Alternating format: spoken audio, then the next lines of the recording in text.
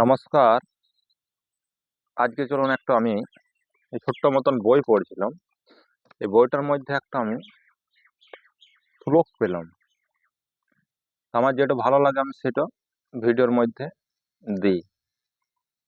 তাই শ্লোকটা অবশ্যই শুনে নেন।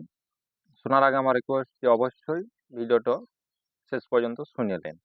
আমার চ্যানেলে যারা এসেছেন তাদেরকে আমার অনেক অনেক ধন্যবাদ।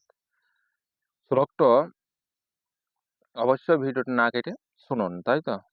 দেখুন কি বলছে, ধনানি ভৌম পশবশ্চ গোষ্ঠে নারী গৃহদ বাড়ি সুতরা শমশানে দেহ চিতায়াং পরলোক মার্গে ধমানুগো গচ্ছন্তি জীব এক। ধনানি ভূমপশবশ্চ গোষ্ঠে নারী গৃহদ বাড়ি সুতরা শমশানে দেহ চিতায়াং পরলোক মার্গে ধর্মানুগো গচ্ছন্তি জীব এক। তার মানে হচ্ছে দেহ ত্যাগের সময় ধন বাক্সেই পড়ে থাকে, পশু যেখানে সেখানেই বাঁধা থাকে, স্ত্রী গৃহধার পর্যন্ত সঙ্গ দেয়, পুত্র শ্মশান পর্যন্ত সঙ্গে থাকে এবং শরীর চিতা পর্যন্ত সঙ্গে থাকে। আর পরলোক পথে শুধুমাত্র ধর্মই সঙ্গে যায়। এই কথাটা তো ঠিকই বলেছে, সত্য কথা, ঠিক আছে। কিন্তু এখানে বলেছে মৃত্যুর পরে, ওই জন্যই আমি এই ভিডিওটা মানে বানাচ্ছি, বুঝছেন?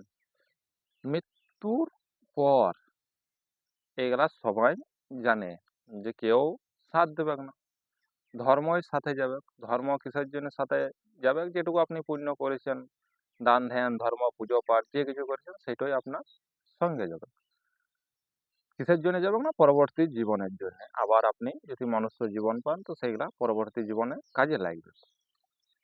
ঠিক কথা, একদম রাইট কথা। এ তো কোনো কিছু অসুবিধা নাই। কিন্তু আমার বলার বক্তব্য, দেখুন, মরে যাওয়ার পর ভেবে আমার কোনো লাভ নাই। যদি ভাবতে হয় তো এখন ভাবতে হবে। তো এই যে কথাগুলা বলেছে বইটাতে, সেই কথাগুলো আমি বলি এবার।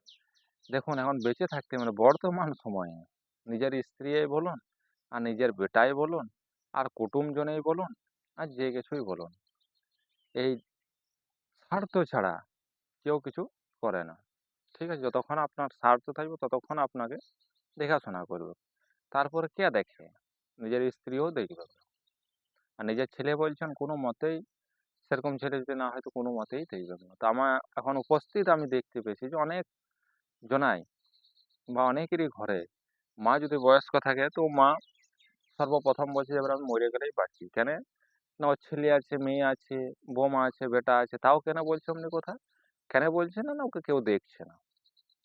তো বেঁচে থাকতেই কেউ কারো পাশে থাকে না, তো মরে যাওয়ার পরের গল্প করে আমার কি লাভ আছে? এটা সত্য কথা কিনা আপনারা বলবেন। বেঁচে থাকতেই আমি অনেক গ্রামে যাই, অনেক বাড়ি পুজো করতে যাই।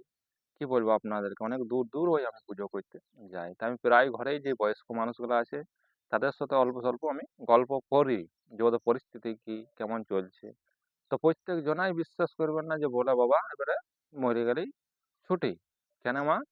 না আর কেউ আমাকে দেখছে না, কি করব, কষ্ট, শরীরের কষ্ট দুঃখ। তো আমি যখন এটা পড়ছিলাম তো আমি এটা পেলাম। তো এটা বলেছে শাস্ত্রে যে মৃত্যুর পর, আর আমি বলছি যে মৃত্যুর আগেই কেউ সাথ দেয় না। আপনি মিলেই দেখে নেবেন আমার কথাটা, মৃত্যুর আগের কথা বললাম।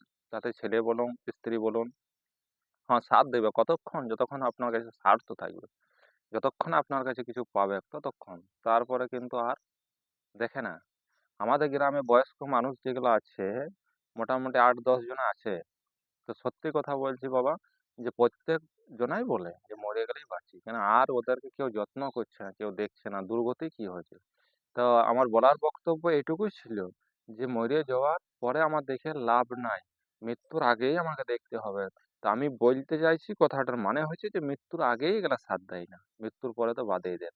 আর ধর্ম সাথে তো যাই ওটা সবাই জানে, যে লাস্টে আমি যেটুকু পুণ্য করেছি, দান পুণ্য করছি, পুজো পাঠ কিসের জন্য করছি?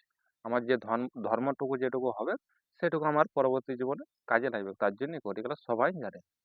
কিন্তু আমার বলার এইটুকু বক্তব্য ছিল না, এই বলার বক্তব্য এটাই ছিল যে এগুলা বেঁচে থাকতেই কেউ সাথ দেয় না। তো পরের কথা পরে চিন্তা করে কোনো লাভ নাই, ভবিষ্যৎ চিন্তা করে লাভ নাই, বর্তমানেই চিন্তা করছি। তো বর্তমানে চিন্তা করে দেখছি যে কেউ কারু সাথ দেয় না।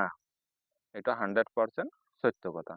তবে বেশি বড় করে আমার কোনো ভিডিওতে নাই, আমি অল্প সময়ের মধ্যেই বললাম। যদি ভুল ত্রুটি কিছু বলা থাকে তো আপনারা বলবেন। আর যদি আমি ঠিক বলেছি কথাগুলো তাহলে আপনারা কমেন্ট করে বলবেন। দেখে যদি আপনাদের ভিডিও ভালো লাগে তো অবশ্যই লাইক কমেন্ট করবেন, আর যদি দেখে না ভালো লাগে তো অবশ্যই কিছু করার দরকার নেই। সবাই সুস্থ থাকবেন, ভালো থাকবেন, এই ভগবানের কাছে আমি প্রার্থনা করি।